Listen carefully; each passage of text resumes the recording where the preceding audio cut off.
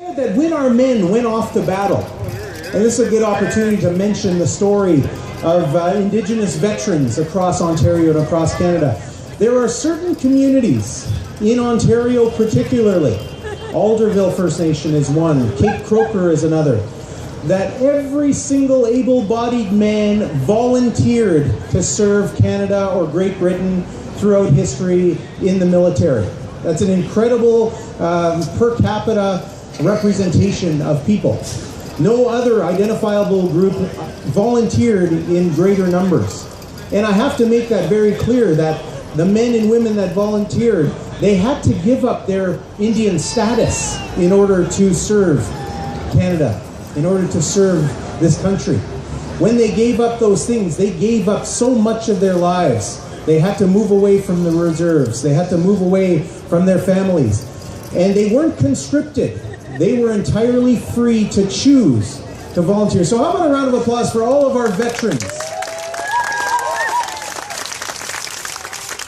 But it's because of those veterans who went off to war and went off and never came back. Some of our veterans went to war amongst other tribes. And they left these young women to look after and protect the communities. And it's these women that stood up and said, we will protect our families, we will protect our communities. And they did, when they returned back, when those elders and our chiefs returned back, these women asked those elders, can we dance in this style, the style of our warrior societies? So this is the women and girls fancy shawl. When you see them dance, but they don't dance like the men, they have their own very unique and graceful style.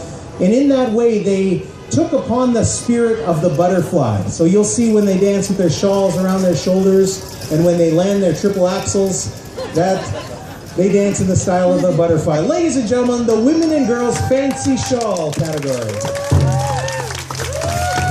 Pressure's on, ladies. We want to see a triple axel.